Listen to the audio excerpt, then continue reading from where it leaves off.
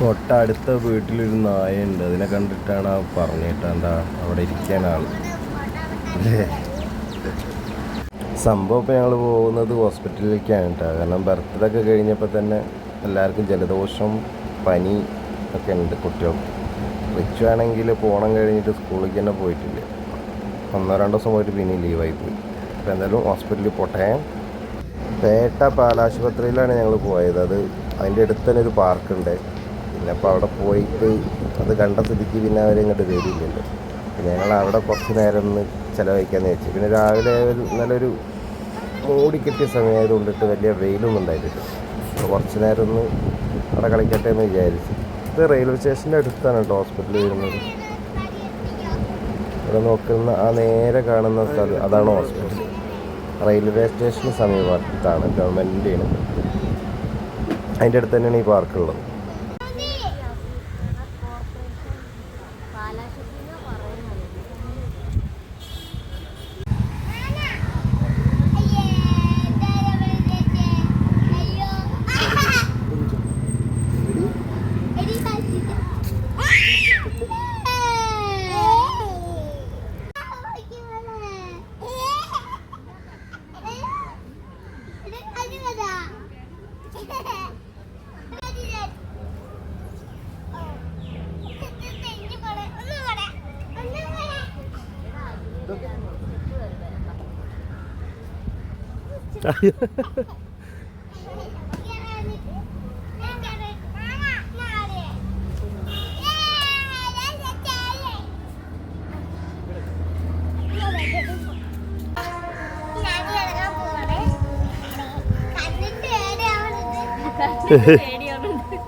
പോട്ടെ,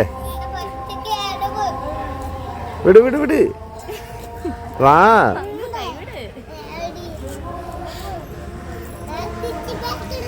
അയ്യേ, അങ്ങനെ കയറാൻ പറ്റൂലടാ. വെച്ചങ്ങ് വാ, പപ്പിച്ച് പിടിക്കാം.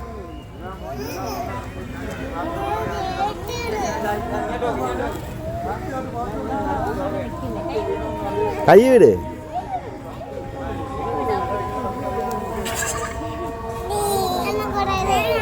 ഏകദേശം ഒരു 1 മണിക്കൂർ 1 മണിക്കൂർ കഴിഞ്ഞപ്പോഴത്തേനും പിന്നെ 3/4 മണിക്കൂർ അത് കഴിഞ്ഞപ്പോൾ പിന്നെ വിശപ്പ് തുടങ്ങി. പറഞ്ഞാൽ ചായ എന്തെങ്കിലും കുടിക്കാമെന്ന് വിചാരിച്ചു. ഇവിടെ നിർത്തി പോകും. പിന്നെ ഇവിടെ നിർത്തി ഞങ്ങൾ ഏതായാലും ഇവിടെ നിന്ന് മെല്ലെ ഇറങ്ങി. അവിടെ നിന്ന് ഇറങ്ങിയതിൻ്റെ തൊട്ടടുത്ത് തന്നെ ഉണ്ട് കേട്ടോ ചായൻ്റെ കടയൊക്കെ. അവിടെ ഒരുപാട് കടകളുണ്ടായിരുന്നു തൊട്ടടുത്തായിട്ട്. അവിടെ നിന്ന് ചായയൊക്കെ ഓർഡർ ചെയ്തു. രണ്ടാൾക്ക് നല്ല വിശപ്പുണ്ടായിരുന്നു കേട്ടോ. തേജ് വെച്ചു കയറിയ വടനെ 2 വടയൊക്കെ എടുത്ത് പൊടിയ തുടങ്ങി. കുറച്ചൊരു ചൂടുണ്ടായിരുന്നു. അതാണ് അവൻ്റെ മുഖം പെട്ടെന്നൊന്ന് ഇതായത്. ചൂടാക്കിയതാണ്. കടലാസ് കഴിക്കണ്ട.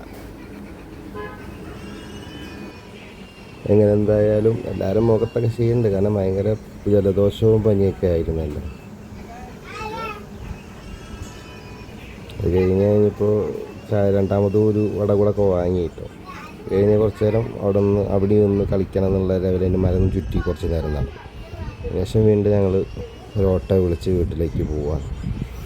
അപ്പോൾ ഞങ്ങളെ വീഡിയോ ഒക്കെ കാണുന്നവർ ഒന്ന് ലൈക്ക് ചെയ്യുക, സപ്പോർട്ട് ചെയ്യുക. ഓക്കെ.